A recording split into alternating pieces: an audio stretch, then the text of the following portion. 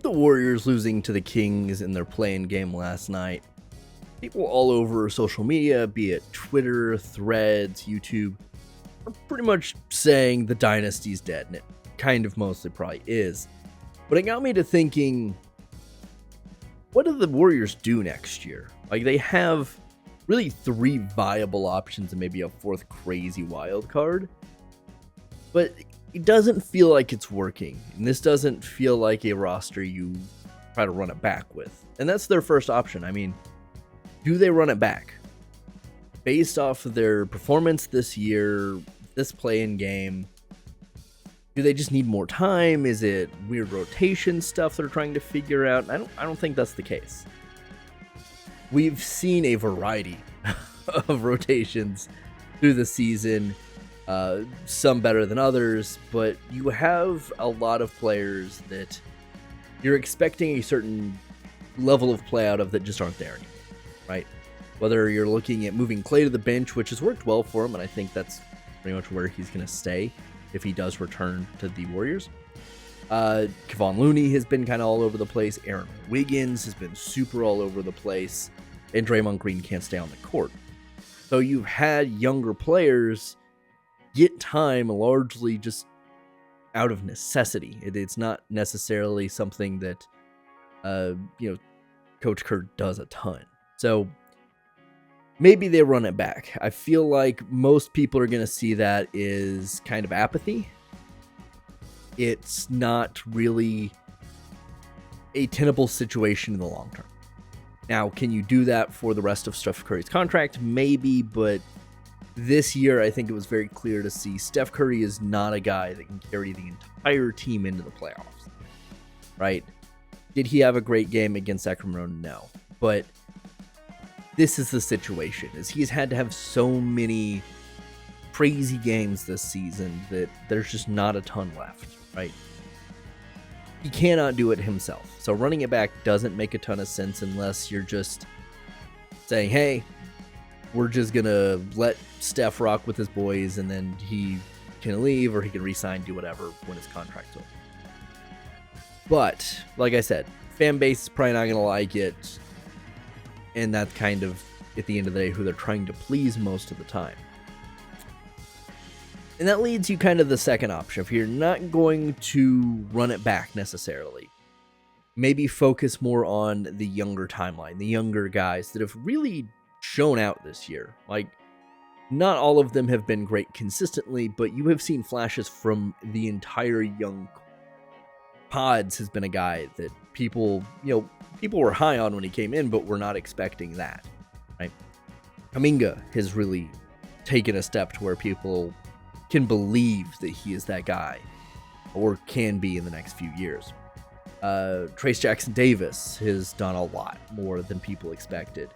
Moody has been there and has had his moments.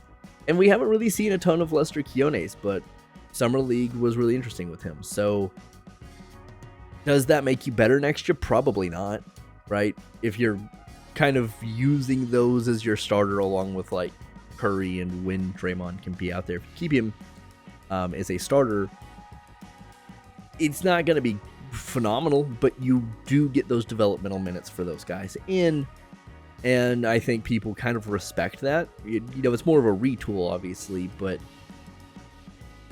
it does give people hope for the future. And, I think Warriors fans have that right now, but they're a little skeptical, reasonably so, that the front office just is not going to put the time in. And that's a reasonable fear. Then the kind of other reasonable option would be focusing on Steph, right? He's almost to the end of his contract. Try to focus on the years you have left with him. Kind of reasoning out that even if he signs another contract, it's not going to be a long one, obviously due to his age. And that's even if he signs with the Dubs. And I wouldn't be surprised if he did, but he may also just choose to retire. That's very possible, even though he's playing at this level still. So if you're focusing on Steph, you have a few questions to answer. Is Clay going to come back? Obviously, free agency, someone else could offer more money, and you're not going to offer him near a max to come off the bench. It's just not going to happen. Now, if it's a short-term deal, maybe, but I, once again, really doubt that they would do. Especially after last night's performance. Then you have the question, what do you do with Draymond and Wiggins? They still have some years left on their contracts as well. Draymond can't stay on the court, and that's been very frustrating for Steph. And Wiggins has had like a handful of games where he looks good, and the rest of them, it's just, we don't know what we're looking at.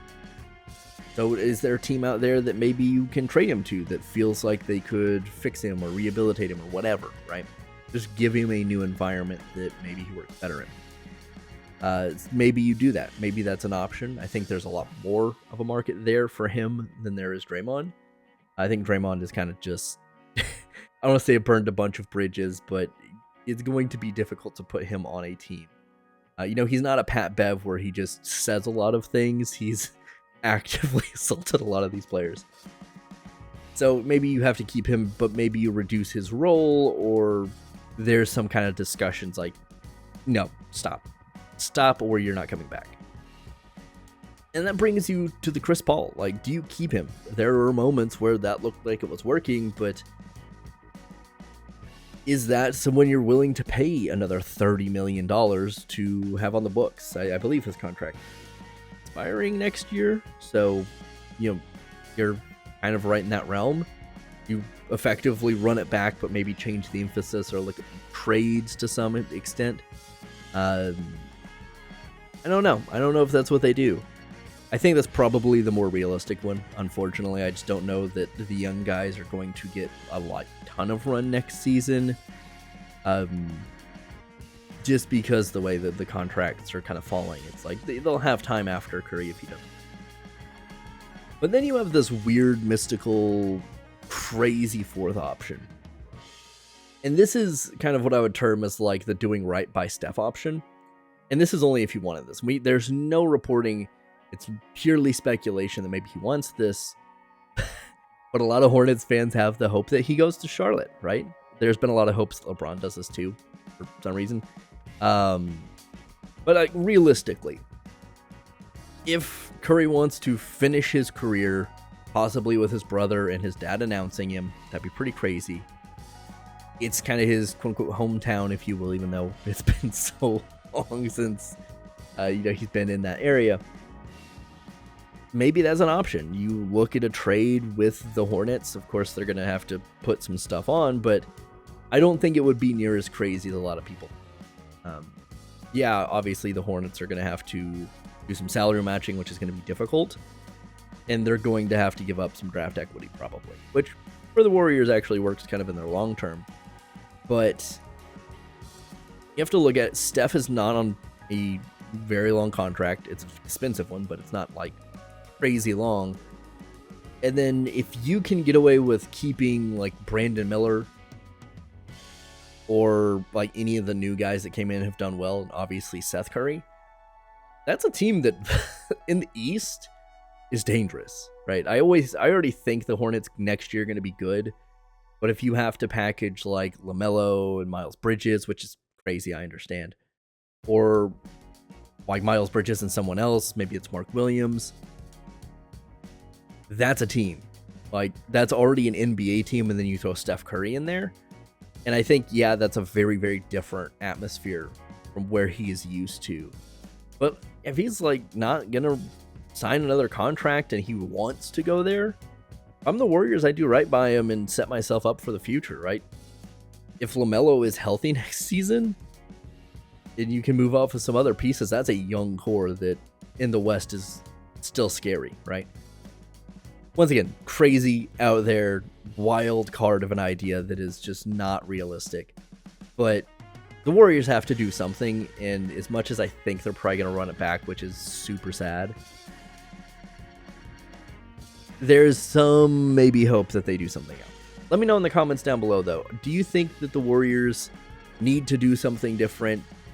Is it a rotation situation? Do they get rid of Kerr? Do they get rid of Draymond? Do they run it back? Let me know. I really want to hear what you guys have to say because I've seen a lot of different opinions on this. But thanks for sticking with me, and I'll see you in the next one.